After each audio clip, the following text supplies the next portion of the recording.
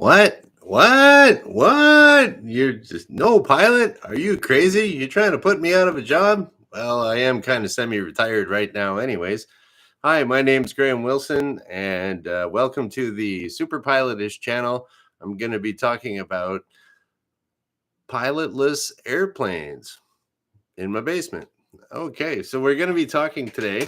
It was something I've been kind of thinking about this for a number of years where uh, as soon as Tesla came out with their self-driving car, or well, autopilot mode, I think it's called.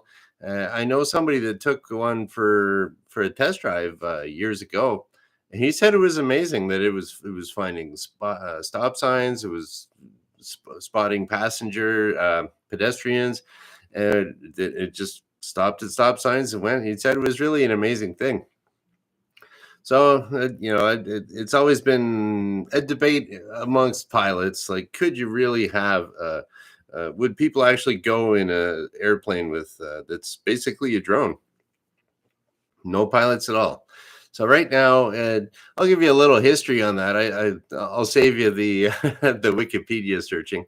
So I did a little bit of research, very little research on autopilots, and apparently the first one was invented in 1912. So that's over 100 years ago that we've had some form of autopilot around.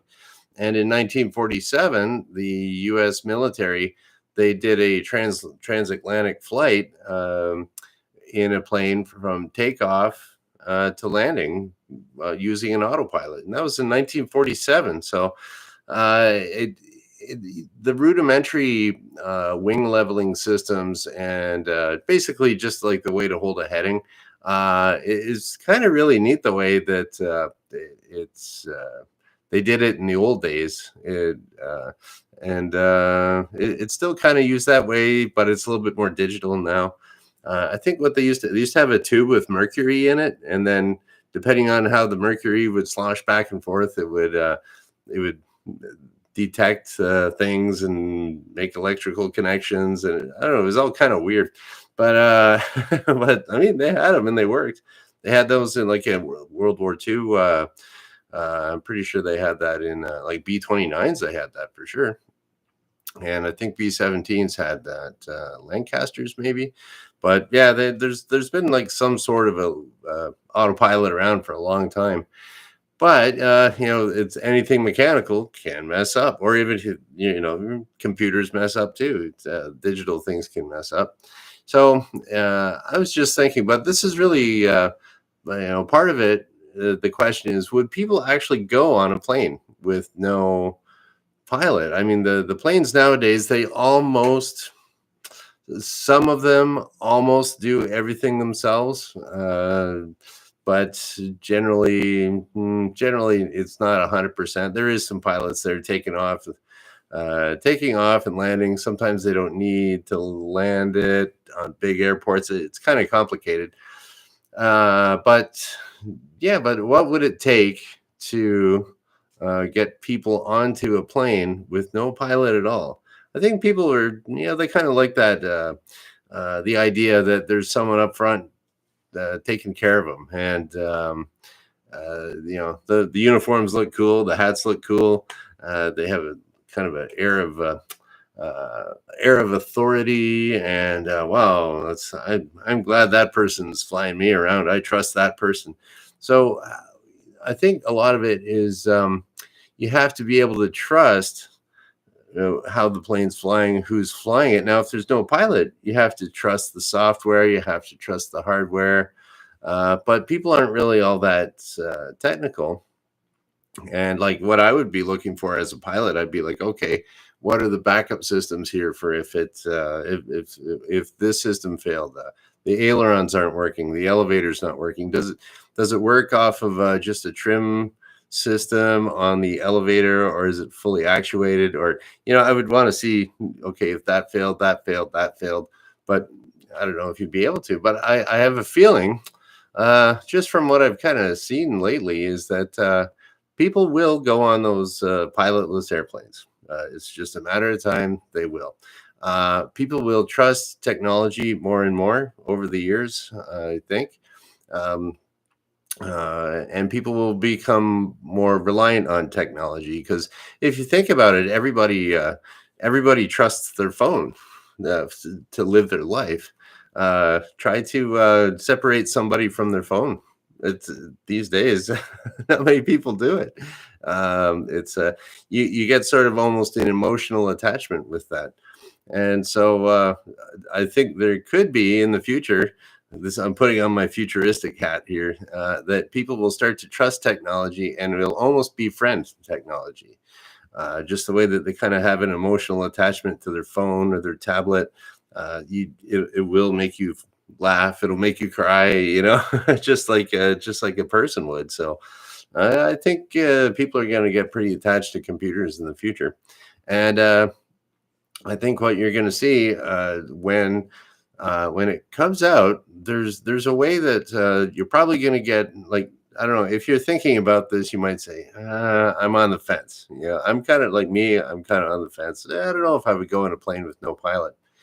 But now I got a little thought experiment for you here. Now, what if the manufacturer says, like, say, Boeing or Airbus, they're saying, like, hey, yeah, check it out. It flies from Los Angeles to Hawaii. Piece of cake. Took off, flew there, landed.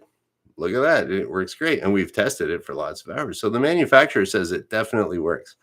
Right on. Well, people might go, well, the manufacturer, they say it works, but they're trying to make some money, right? So, okay, what's the government say? So the FAA in the States or Transport Canada here, the manufacturers tell them, yeah, it's good, and they're all busy, and they go, it's good, okay, it's good. There we go. So now you have the manufacturer saying it's good. You say the the government says it's okay.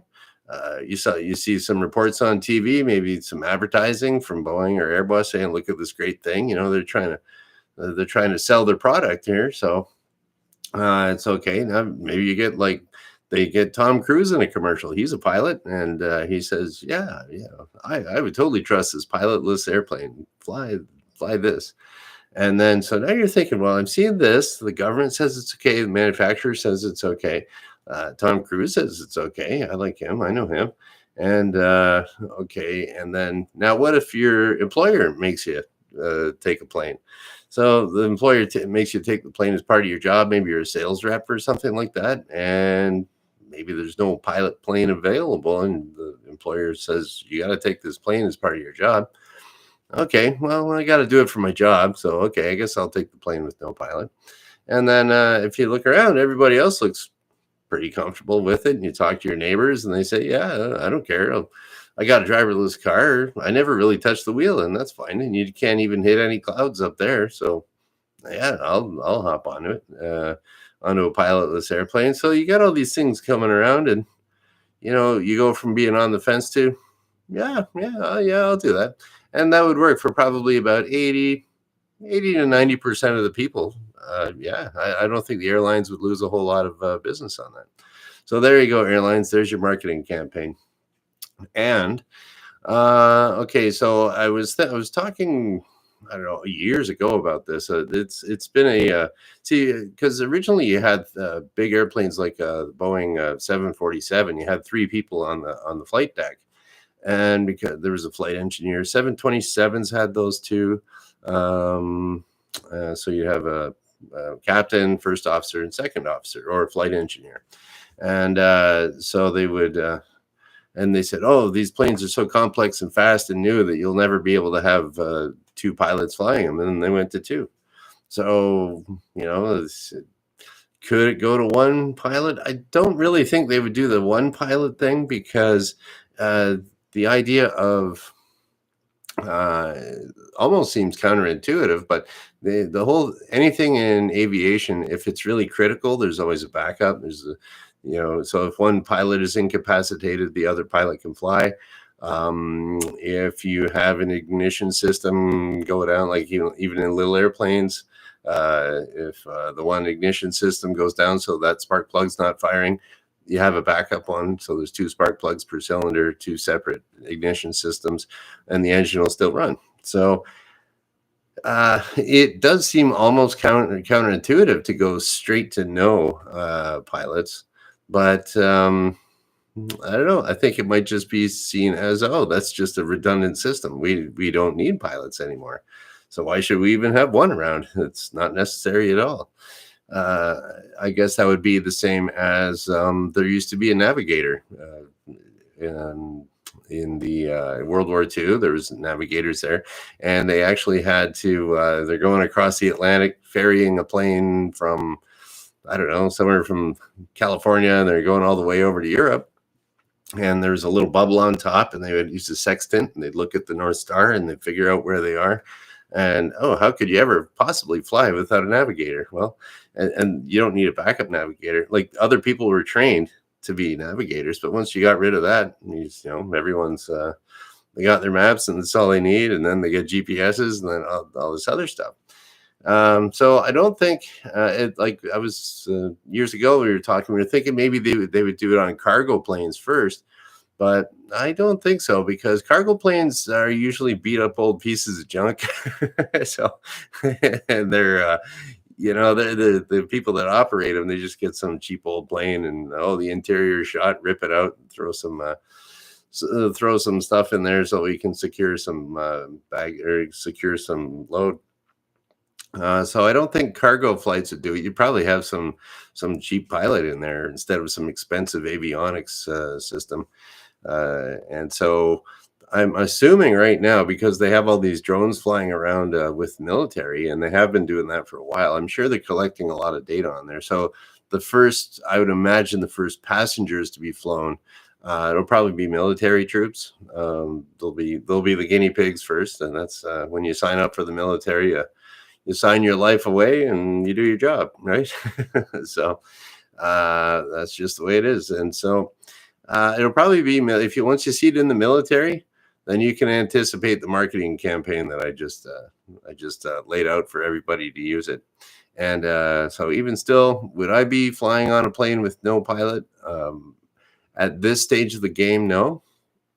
But you never know. You might not have a choice in the future. So that's just something to think about when it eventually comes here, and it will. And I think the biggest concern that most people will have in the future is just like, do I have Wi-Fi? Is the plane got Wi-Fi? Yeah. Okay, we don't need a pilot. That's about it. So okay. Yep. Don't really have too much in the chat there today. Nothing at all. But it's okay. It's the weekend. It's Friday, so I'll be back on Monday. Because I do this, of course, Monday, Wednesday, Friday at noon Eastern. And that is about it. I guess we'll just kind of shut her down and get the weekend started. I got a whole bunch of digging out in the garden I have to do. We had a big thunderstorm last night, and so that's kind of what got me thinking about the power went out. I was thinking, what would happen if you had the autopilot kicks off on an airplane? I started thinking about that and was like, I got my topic for my show. So there we go. That one knocked that one off. And yeah, we'll just shut her down. Catch you on Monday at noon. And everybody have a great weekend. Thanks for watching. Bye.